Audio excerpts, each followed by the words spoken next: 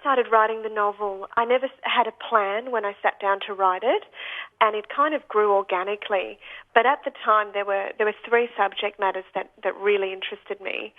The first one was adoption. I was working with a colleague who was adopted, and she made this shocking discovery that she had 3 full-blood siblings. The discovery made me think a lot about, nature and nurture, secrets and identity, and how much we are defined by the stories we are told. So I took quite an interest in her discovery. And then around the same time, the second thing that influenced me was the very devastating Black Saturday bushfires. I'd been to a journalism conference in Marysville, Victoria, and I was just absolutely captivated by the landscape. And then a few months later, after the fires, I just found it really hard to fathom that a place so beautiful and serene had been reduced to ashes in a matter of hours, and that this town had been there one day and was gone the next. And that depth of destruction to the region and loss of life really had a profound effect on me. So those two ideas kind of started to work their way into my novel. And then the final influence was I had written a number of articles on donor registry, particularly Gift of Life, when I was working as a journalist. And I was always moved by miracle stories of patients who'd found their matching donor and were given a second chance at life. So it was really those three influences that all happened around the same time that inspired the novel. So that you wove all of those into the story. Yeah, I did. It was a challenge, and that's probably why it took me so long to write, because each of those subjects required so much research, but in the end it all came together. Why did you decide to write a novel, Lexi? Look, I've always enjoyed writing. Starting to write a novel actually happened because I finished my undergraduate degree and I had spent my final semester in Miami, and I had 3 months off before starting a postgraduate degree.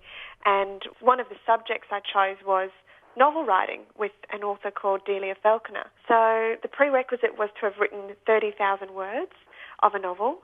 So I spent those 3 months really working hard and writing 30,000 words. And of course, when I showed up to the course, I was the only person who'd actually taken the prerequisite literally.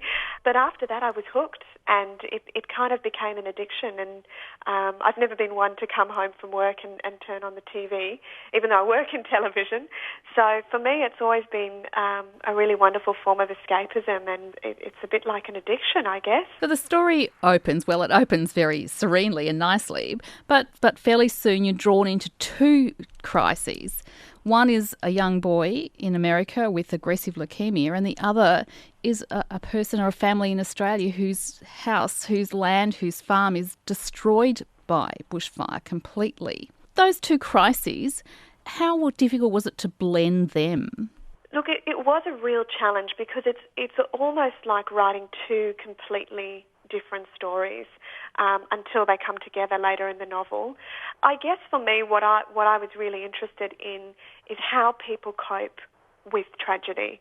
So in the story of Courtney and her son Matthew in Miami, that tragedy is a really frightening health scare. And in Australia, it's losing their livelihood, their home, their family business, their town. And when they come together, I think it's having each had their own trauma that brings the characters even closer together.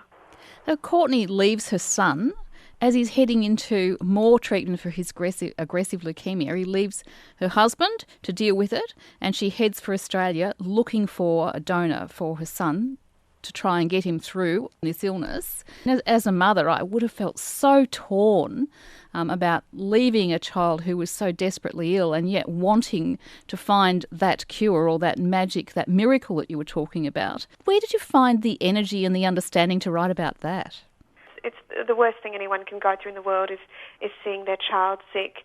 And for me, when it came to that part in the book, I really had to put myself in Courtney's headspace and think, as a mother, would you do anything for your child? And the answer for Courtney as a character was absolutely yes.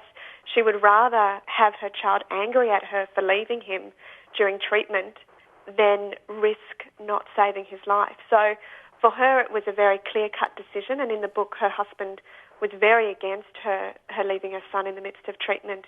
But the way Courtney saw it was, if she stayed in Miami by his bedside, she could be a great mother and warm and comforting, but what would she be doing to save his life in the long run? And for her, she felt the most active way she could help her son would be to go across the world and try and find a donor herself, because she was just sick of waiting, playing the waiting game. And Jade Taylor in Australia, whose farm and livelihood was completely decimated by the fire, her connection with the land, why was she so strongly connected with that land and the farm that she lived on all her life?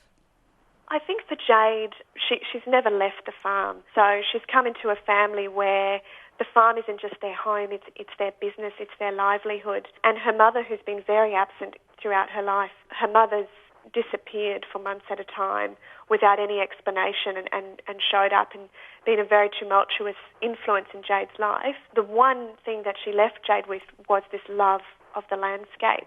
And I think for Jade it was maybe that presence of her mother, even in her mother's absence. And I particularly have always been interested in how people are shaped by the landscape. For Jade and for her family, it's about the animals, it's about that passion of growing olive trees, and also it's about the memories. I mean, a lot of people who've lived in one home their whole life, the memories are they're in the walls, they're in the stone, they're in every, patch of grass, and it would be incredibly hard to lose all those memories in one go.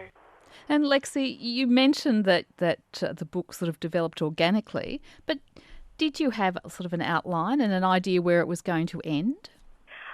To be honest, I didn't actually, and that's going to be the big difference with writing my second book, which I'm doing now. When I set out to write The Ties That Bind, I really let it flow organically, and I started off with the characters more so than the storyline. It was only probably midway through the process that I stopped and actually wrote down a structure for the remainder. And any author who's written a book will probably tell you that the editing process is one of the hardest parts of writing a book, because that's when you've got to make sure that all the threads connect and that there's no holes in the storyline.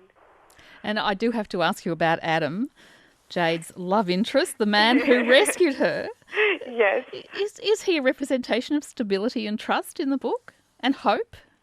He certainly is, definitely. I didn't intend that when I set out to write Adam, but for Jade, who's had this very, very unstable relationship with her mother and a very silent relationship with her father, when Adam comes into her life, he's like this beacon of hope. He rescues her from the fires, saves her life, and without giving too much away, he comes to have an enormous impact on the rest of her life, and he's like an anchor that she's been missing, just an ally, someone who will always be home for her no matter where she travels. Was it fun or enjoyable then when you bring all of those intricately woven stories together to come to that end point? Absolutely. I mean, the most rewarding part of the book is when all the ties have come together, and certainly writing the final chapter was an enormous relief and very exciting for me when I finally put pens down on the first draft.